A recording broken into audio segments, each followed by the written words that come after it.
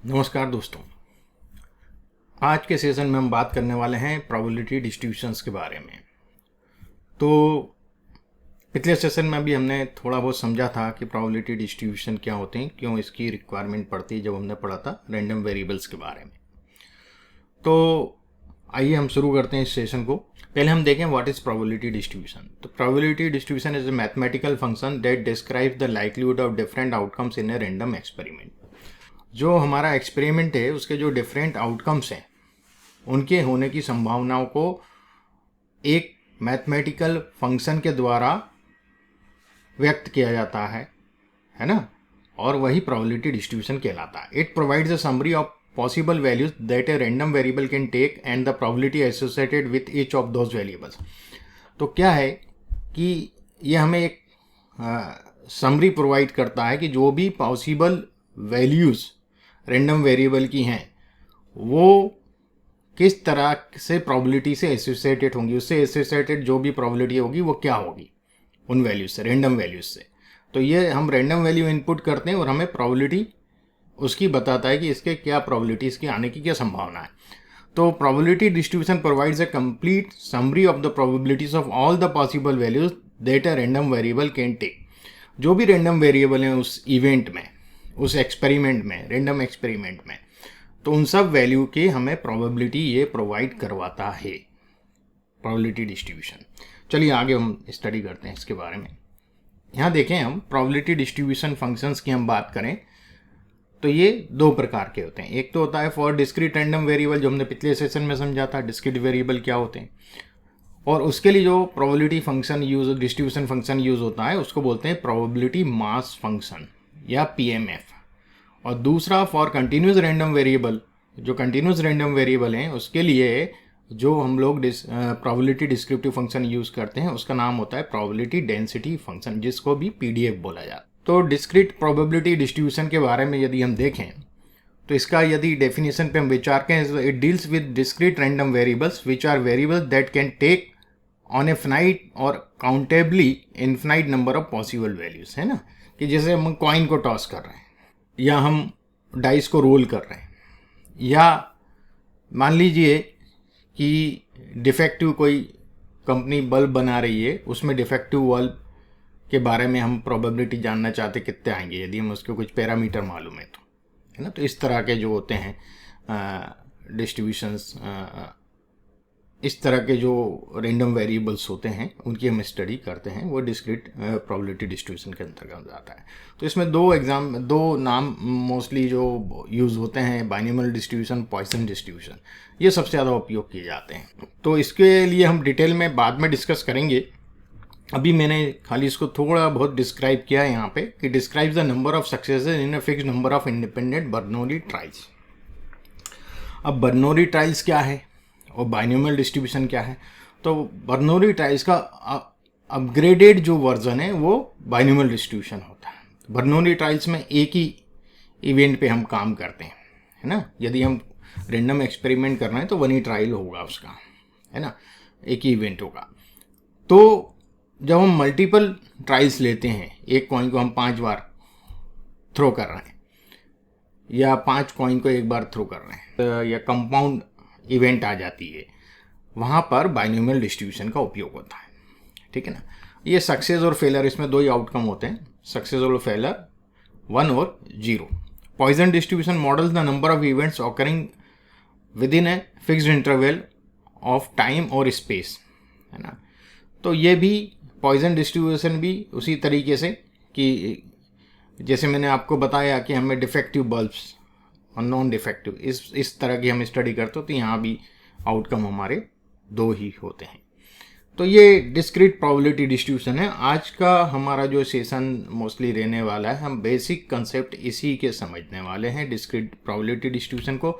और continuous probability distribution का भी हम थोड़ा सा एक वो कर लेते हैं, ग्लिम्स ले लेते हैं कि यदि हम डेफिनेशन देखें कंटिन्यूस प्रोबेबिलिटी डिस्ट्रीब्यूशन की, तो it deals with continuous random variable. ये कंटिन्यूस रैंडम वेरिएबल के साथ डील करता है। जैसे कि हम देखें सीजीपी है, हम किसी स्कूल में गए और जितने भी बच्चे हैं उनका सीजीपीए पूछा, है ना। तो वो कुछ भी हो सकता है, 8.7 हो सकता है, 8.9 हो सकता है, 3.2 हो सकता है, 3.1 हो सकता है, कुछ भी हो सकता है। तो दो नंबर के बीच में इन्फिनाइट नंबर भी होते हैं यदि आप जितना डेसिमल प्लेसेस बढ़ाते जाएं, तो which can take on an infinite number of possible values within a given range. एक रेंज के बीच में इन्फिनाइट पॉसिबल वैल्यूज होती हैं, है ना।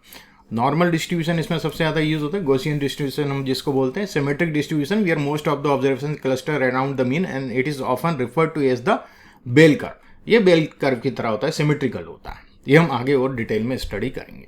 दूसरा एक्सपोनेंशियल डिस्ट्रीब्यूशन होता है, तो models the time between event in a Poisson process.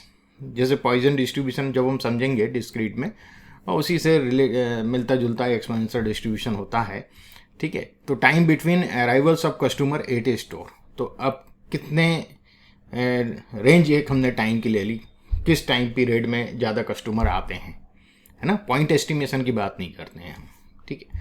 तो यहाँ पर ये चीज़ आ जाती है।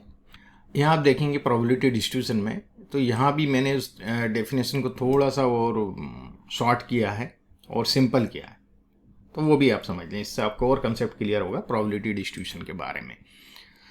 तो a probability distribution is a list of all possible outcomes of A random variable along with their corresponding probability values। तो देखिएगा, प्रोबेबिलिटी डिस्ट्रीब्यूशन का लिस्ट है जो पॉसिबल आउटकम्स आएंगे किसी भी रैंडम वेरिएबल के along with their corresponding probability values के साथ, वो हमें ये प्रोबेबिलिटी डिस्ट्रीब्यूशन बताता है। अब यहाँ हम शुरू करते हैं थोड़ा सा समझना। तो मान लीजिए मेरे पास एक कॉइन है, सिंगल कॉइन है, ठीक है, एक ही कॉइन है। उस कॉइन में मान लीजिए मेरे जो, इसको मैं एक्स से डिनोट कर रहा हूँ रैंडम वेरिएबल्स को, तो मेरे पास दो ही आउटकम आएंगे। एक तो हेड आएगा जिसको मैं 1 से डिनोट कर रहा हूँ, एक 0 आएगा जो मैं टेल से डिनोट कर रहा हूँ। इसी प्रकार यदि मैं एक डाइस लेता हूँ, तो डाइस में मेरे पास 6 आउटकम होंगे। यदि 6 फेसेस डाई है तो इसको मैं y से डिनोट कर रहा हूँ, तो ये होगा 1 2 3 4 5 6, ये मेरे आउटकम होंगे। तो यदि हम इनके डिस्ट्रीब्यूशन देखें पहले वाले के, तो x और प्रोबेबिलिटी ऑफ x, है ना। अब यदि मैं यहाँ 1 लिखता हूँ, यहाँ 0 लिखता हूँ, तो 1 आने की क्या प्रोबेबिलिटी, यदि हमारे पास फेयर कॉइन है तो 1/2 होगी, और 0 आने की मतलब टेल आने की भी प्रोबेबिलिटी 1/2 होगी। तो ये जो टेबल है ये हमारा प्रोबेबिलिटी डिस्ट्रीब्यूशन हो गया। Got it. सिमिलरली मैं इसके लिए यदि मैं बात करूं, तो हमारा जो y है, चलिए यदि हम यहाँ देखें अब, तो y मेरे पास है यहाँ पे 1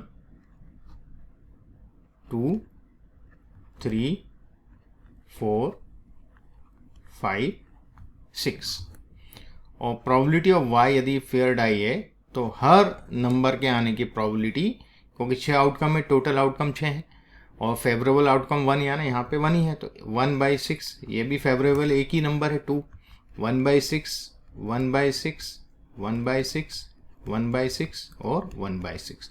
तो ये जो टेबल ड्रॉ होगा ये कहलाएगा प्रोबेबिलिटी डिस्ट्रीब्यूशन, ठीक है। ये प्रोबेबिलिटी डिस्ट्रीब्यूशन हो जाएगा आपका इस प्रकार से, ठीक। अब हम एक और एग्जांपल लेते हैं। मान लीजिए कि मेरे पास 2 डाइस हैं। अब 1 की जगह हम कितनी डाइस ले रहे हैं, 2 डाइस ले रहे हैं। अब हम 2 डाइस ले रहे हैं और हम यहाँ बात करने वाले हैं सम की, है ना। हम सम की बात करेंगे कि इनका सम क्या आ रहा है। तो यदि दोनों डाई हमने थ्रो करी और दोनों पे 1 1 आया अपर फेस पे, तो हम इसका सम करेंगे। 1 + 1 कितना होगा, 2 होगा, है ना। 1 + 2 3 होगा, +3 4 होगा, फिर 5 6 7, यहाँ 2 + 1 3, 2 + 2 4, 5 6 7 8, 4 5 6 7 8 9, 5 6 7 8 9 10, 6 7 8 9, 10, 11, 7, 8, 9, 10, 11, 12। तो इस प्रकार से हमें ये आउटकम मिलेंगे, है ना। ये यदि हम 2 डाइस को थ्रो करते हैं तो हमारे पास ये पॉसिबल आउटकम आएंगे। 2 आ सकता है, 2 से लेके 12 के बीच में नंबर आएंगे, 2, 3, 4, 5, 6 सम जो आएगा।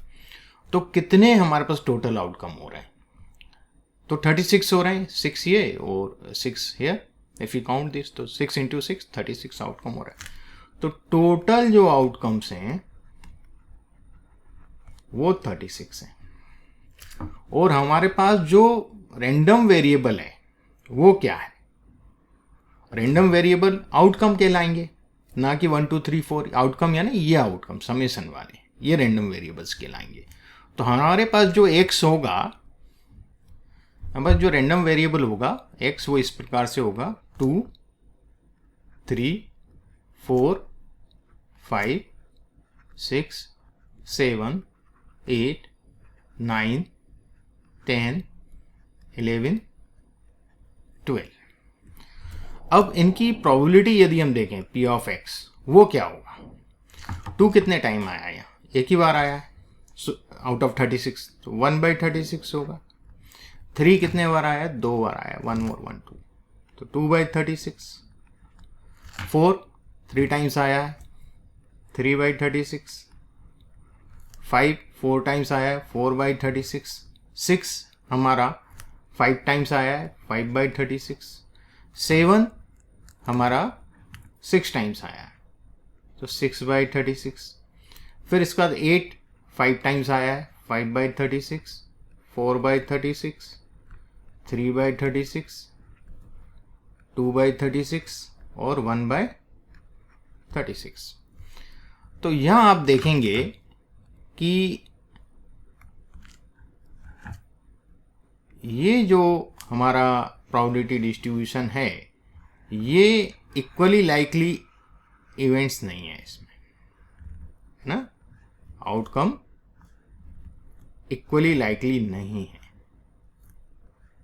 ठीक है। जितने भी रैंडम वेरिएबल्स हमें आउटपुट मिल रहे हैं वे अलग अलग हैं। तो यदि हम इसको ड्रॉ करेंगे तो ये एक नॉर्मल डिस्ट्रीब्यूशन देगा हमें, है ना। ये हमें नॉर्मल डिस्ट्रीब्यूशन का 2 पे फिर इधर बढ़ता चला जाएगा 1, 1, 4, फिर यहाँ हाईएस्ट हो जाएगा और फिर ये डाउन होता चला जाएगा। तो इसका जो डिस्ट्रीब्यूशन हमें मिलने वाला है वो इस प्रकार से मिलेगा, ठीक है। 2, 3, 4, 5,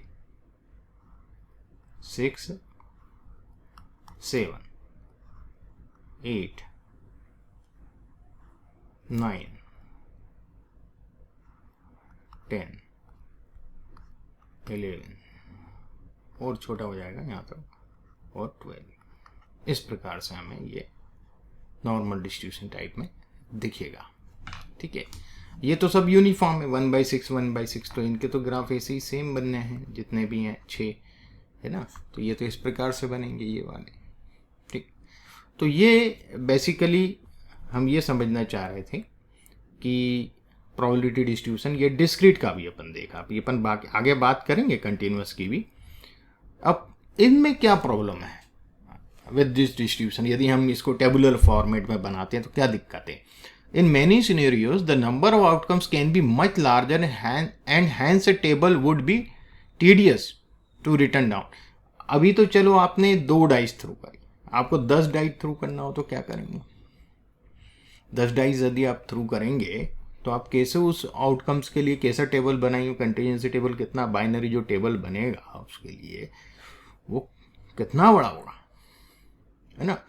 जो भी हम टेबल बनाएंगे उसका, तो वो बड़ा दिक्कत हो जाएगा। तो इसलिए in many scenarios the number of outcomes can be much larger and hence a table would be tedious to written down. Worse still the number of possible outcomes could be infinite. Possible outcome infinite भी हो सकते हैं, है ना, किसी event के। तो in which case good luck writing a table for that. तो इस तरह से हम लोग टेबल नहीं लिख सकते, बड़ा मुश्किल हो जाएगा। मान लो कंटिन्यूस है कोई डेटा, कंटिन्यूस डेटा है तो दो नंबर के बीच में इन्फिनाइट नंबर होते हैं, कुछ भी हो सकता है, CGP है ना। तो आप उसको कैसे फाइंड आउट करेंगे, उसकी प्रोबेबिलिटी को कैसे डिसाइड करेंगे, तो आप कितना टेबल कहाँ तक बनाएंगे इन्फिनाइट में, तो वहाँ तो बड़ा दिक्कत है, वहाँ ये प्रॉब्लम करता है इस तरह का टेबुलर डिस्ट्रीब्यूशन। इसका सॉल्यूशन क्या है फिर? इसका यदि हम सॉल्यूशन देखें क्या है, तो इसका सॉल्यूशन है मैथमेटिकल फंक्शन। कोई हम फंक्शन बना दें यदि, तो वो ज़्यादा अच्छा है। जैसे कि what if we use the mathematical function to model the relationship between outcome and probability. तो यदि हम इनके लिए कोई एक फंक्शन बना दें तो वो ज़्यादा अच्छा होगा, है ना। जैसे जैसे जो भी हमारे रैंडम वेरिएबल हैं वो हम एक्स से डिनोट कर रहे हैं, फंक्शन में तो स्मॉल हो जाते हैं सब, वेरिएबल को स्मॉल फॉर्म में लिखना पड़ता है। तो y हमारी यदि प्रोबेबिलिटी है तो y is equal to F of X, वो हमने फंक्शन बना दिया। तो हम जो भी इनपुट करेंगे यहाँ x, उसका हमें आउटपुट यहाँ मिल जाएगा प्रोबेबिलिटी के फॉर्म में, ठीक है। तो ये अलग अलग प्रकार के डिस्ट्रीब्यूशन के लिए अलग अलग फंक्शन बने हुए हैं। जैसे कि डिस्क्रीट के लिए हम PMF यूज़ करते हैं, जो मैंने अभी एक्सप्लेन किया, प्रोबेबिलिटी मास फंक्शन। और कंटिन्यूस के लिए हम लोग PDF यूज़ करते हैं, जिसको बोलते हैं प्रोबेबिलिटी डेंसिटी फंक्शन। तो वो चीज़ों पे भी हम अभी डिटेल में चर्चा करेंगे।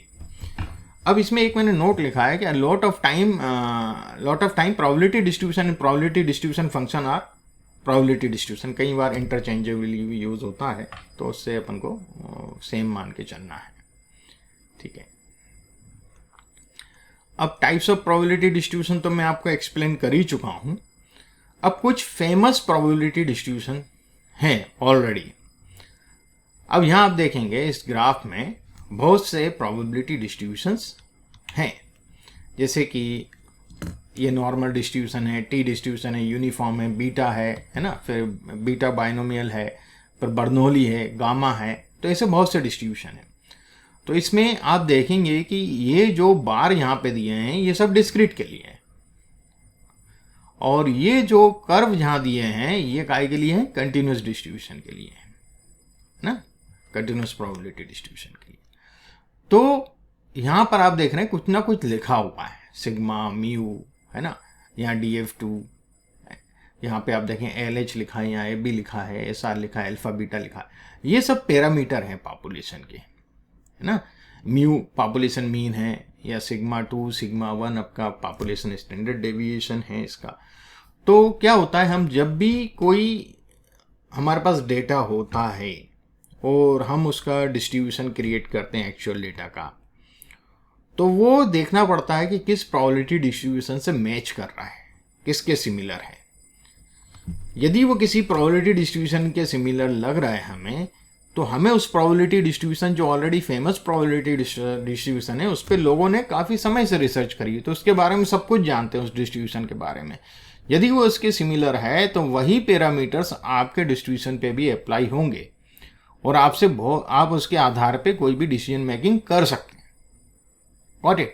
तो ये एक बेनिफिट होता है। हाँ, अब यदि मान लीजिए कि आपका जो डिस्ट्रीब्यूशन आया है फ्रिक्वेंसी का, रिलेटिव फ्रिक्वेंसी डिस्ट्रीब्यूशन आया, वो ऐसा आया कि वो इसमें कहीं है ही नहीं, तो फिर उसके लिए हमें उसको फंक्शन डराइव करके और उसको फिर बाद में स्टडी करना रहता है, ठीक है। अब हम देखेंगे प्रोबेबिलिटी डिस्ट्रीब्यूशन इंपॉर्टेंट क्यों है। तो ये हमें एक आइडिया देता है शेप और डिस्ट्रीब्यूशन, डेटा के शेप डिस्ट्रीब्यूशन के बारे में, क्योंकि यदि हमारे पास हमारा डिस्ट्रीब्यूशन प्रोबेबिलिटी डिस्ट्रीब्यूशन से मैच कर रहा है किसी से, तो वही सब चीज़ें वहाँ पे हमें बहुत से चीज़ें इंटरप्रिटेशन और everything we know about it, तो we can interpret properly. And if your data follows a famous distribution then we automatically know a lot about of data, जो कि मैंने अभी कहा कि यदि फेमस डिस्ट्रीब्यूशन से मिलता जुलता है, इसको फॉलो करता है, तो आप उसके बारे में बहुत कुछ ऑलरेडी जानते हैं। हाँ, कोई नए तरह का डिस्ट्रीब्यूशन बन रहा है तो फिर उसके बारे में भी हम लोगों को थोड़ा सा स्टडी कर, थोड़ी मेहनत करना पड़ती है, उसकी भी हम इंफॉर्मेशन निकाल सकते हैं। तो ये बेसिकली प्रोबेबिलिटी डिस्ट्रीब्यूशन का पूरा काम होता है। अब जैसे कि मैंने आपको एक्सप्लेन किया कि डिस्क्रीट प्रोबेबिलिटी डिस्ट्रीब्यूशन में प्रोबेबिलिटी मास फंक्शन का उपयोग होता है और कंटिन्यूस प्रोबेबिलिटी डिस्ट्रीब्यूशन के अंदर प्रोबेबिलिटी डेंसिटी फंक्शन का उपयोग करते हैं। एक कम्युलेटिव डिस्ट्रीब्यूशन फंक्शन भी होता है जो प्रोबेबिलिटी मॉस फंक्शन डिस्क्रीट के लिए अलग होता है और कंटिन्यूस के लिए अलग होता है। CDF का दोनों का तरीका थोड़ा सा चेंज होता है, पर है वही भाई, दोनों में यूज़ होता है। तो ये भी हम आगे डिटेल में समझने वाले हैं और इसके लिए हम लोग कुछ टूल का उपयोग करेंगे जैसे पाइथन या एक्सेल, और उसके थ्रू हम लोग इसको समझेंगे कि तब हमें अच्छे से समझ में आएगा। अब प्रोबेबिलिटी मास फंक्शन क्या होता है जो डिस्क्रीट के लिए यूज़ करते हैं, तो वो तो बहुत सिंपल मेन फंक्शन जो है, जो कोर फंक्शन है, वो तो है कि रैंडम वेरिएबल आउटकम कितने, total outcome is the sample space, जो अपन ने अभी निकाला भी है ना, कि रैंडम वेरिएबल भाई 2 कितने टाइम था, 1 टाइम था, टोटल कितने थे 36, तो 1/36, 3 2 टाइम्स था तो 2/36, है ना। तो ये PMF हमारा प्रोबेबिलिटी मास फंक्शन, इसके लिए हम हमारा फंक्शन ये बेसिक फंक्शन ये है, पर इसको हम पूरे उसके लिए जब बनाते हैं तो थोड़ा सा डिफरेंस आ जाता है। तो ये 2 डाइज वाला मैं एग्जांपल आपको बता ही चुका हूँ। उसमें प्रोबेबिलिटी डेंसिटी फंक्शन को भी हम थोड़ा सा समझ लें, नेक्स्ट सेशन में हम इसमें बहुत डिटेल में जाने वाले हैं।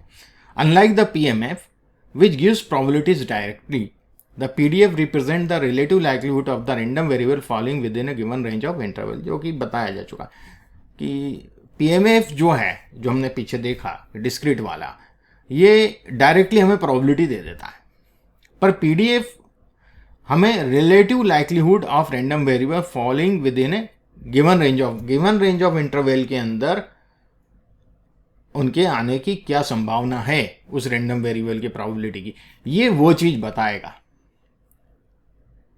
ठीक है, ये क्लास इंटरवल वाले एक इंटरवल की बात हो जाती है इसके अंदर रेंज के थ्रू।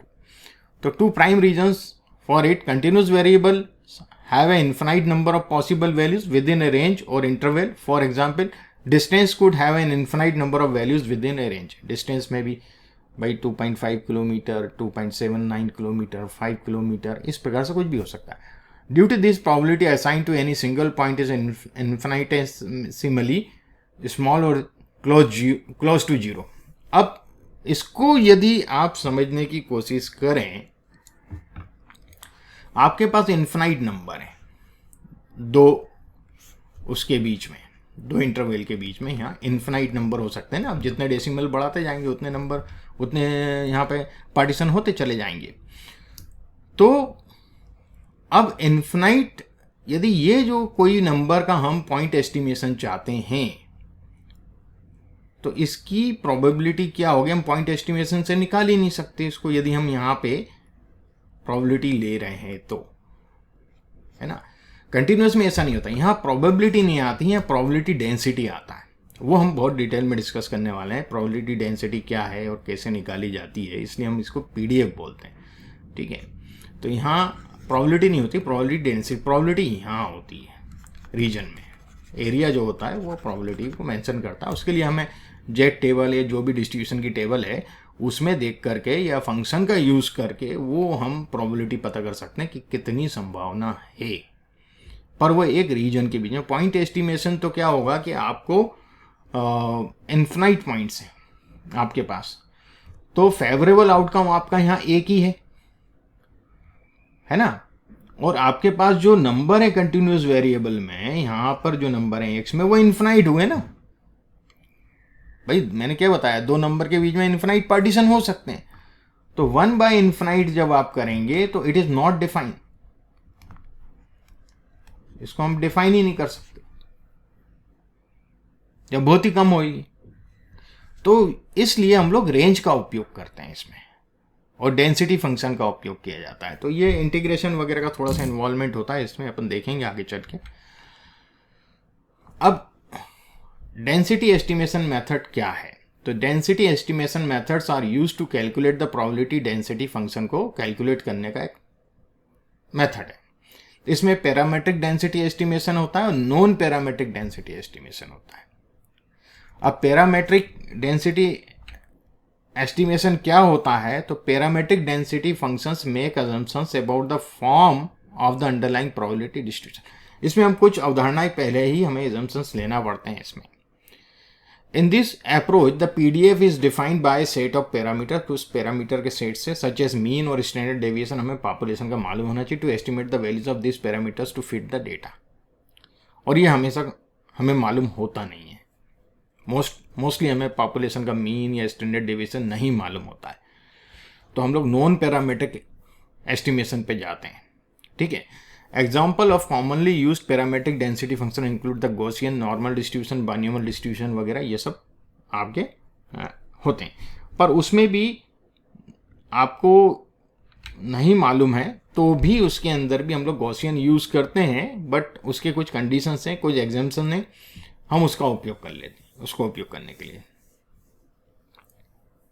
यदि हमारा डिस्ट्रीब्यूशन, अब मान लीजिए suppose we assume that our distribution look similar to normal distribution, now what we will do here, हम क्या करेंगे यदि हमारा कोई डिस्ट्रीब्यूशन हमने बनाया और वो नॉर्मल डिस्ट्रीब्यूशन से मैच कर रहा है, सिमिलर है, तो we will calculate the mean and standard deviation of our sample data, हमारे सैंपल डेटा सेट का मीन और स्टैंडर्ड डेविएशन कैलकुलेट करेंगे, supply to parametric Gaussian distribution function formula, उसके अंदर हम इसको रखेंगे, ये फार्मूले वगैरह भी अपन सब देखने वाले हैं आगे, and using that formula we will build our probability density distribution, उस फार्मूले का उपयोग करके हम अपना probability distribution density distribution build करेंगे। और this distributions have predefined probabilities table, इसके लिए हमारे पास प्रीडिफाइंड प्रोबेबिलिटी टेबल है ना, using which we can find the probability of certain range, उस सर्टेन रेंज की हम प्रोबेबिलिटी पता कर सकते हैं कितनी होगी। ठीक है, ये हम इसके अंदर कर सकते हैं और इसको हम प्रैक्टिकली देखेंगे। अब नॉन पैरामीट्रिक एस्टिमेशन को भी समझ लें थोड़ा सा। Non parametric density function do not assume A pre defined form of underlying probability distribution, आपका प्रोबेबिलिटी डिस्ट्रीब्यूशन कैसा है इससे कोई लेना देना नहीं, वहां पर हमारा प्रोबेबिलिटी डिस्ट्रीब्यूशन हमें पता होना चाहिए कैसा है। जैसे जो फेमस वाले मैंने बताए ना, वो पता होंगे। अब जब पता होंगे तो उनके पैरामीटर आपको पता है, जो फेमस हैं डिफॉल्ट हैं तो उनके पैरामीटर तो हमें मालूम है ना, ये होता है, ये मीन होता है, ये फला, ये चीज़ें होती हैं, ये पैरामीटर।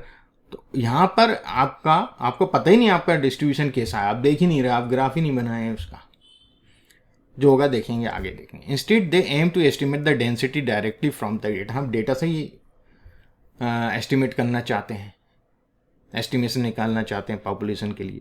तो non parametric methods are more flexible and can capture complex distribution without relying on predefined assumption, हमें प्री डिफाइंड एजम्पशन की जरूरत ही नहीं है कि हमारा डिस्ट्रीब्यूशन क्या है, वहाँ हमें डिस्ट्रीब्यूशन पता होना चाहिए कि नॉर्मल है, स्क्यूड है, लॉग नॉर्मल है, किस तरह का है, ये पता होना चाहिए, है ना, यहाँ पर कोई दिक्कत नहीं। Commonly use techniques for density estimation, kernel density estimation KDE सबसे ज़्यादा यूज होता है ना, एक हिस्टोग्राम एस्टिमेशन भी यूज होता है। ठीक है, तो इसके बारे में भी हम डिटेल में स्टडी करने वाले हैं और ये सब टूल के साथ होंगी।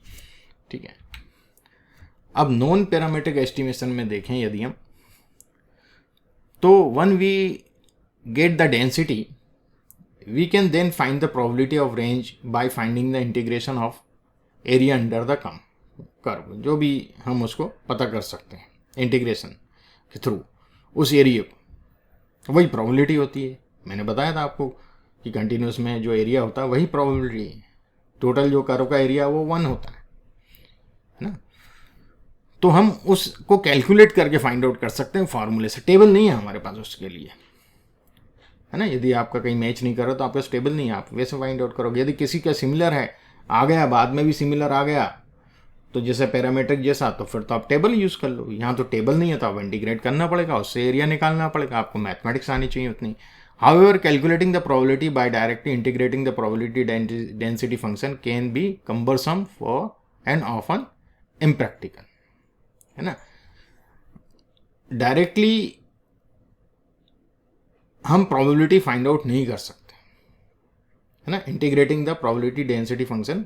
तो hence mostly we use parametric methods as they provide predefined probability tables. यहाँ वही चीज़ बताइए कि यदि आपका डिस्ट्रीब्यूशन किसी से मैच नहीं हो रहा है, फिर तो आपको करना ही है, फॉर्मूला यूज करके ही फाइंड आउट कर पाएंगे इंटीग्रेशन का। हाँ, यदि वो किसी से मैच कर गया, नॉन पैरामीट्रिक में आपको नहीं मालूम है पैरामीटर्स और वो मैच कर गया फिर भी किसी फेमस प्रोबेबिलिटी डिस्ट्रीब्यूशन से, तो आपको फिर देखने की फिर जरूरत नहीं है, फिर आप टेबल देखिए और इसकी प्रोबेबिलिटी वहाँ पता चल जाएगी, ठीक है, जैसे मैं एक आपको एग्जाम्पल दे देता हूँ, आप चाहें तो।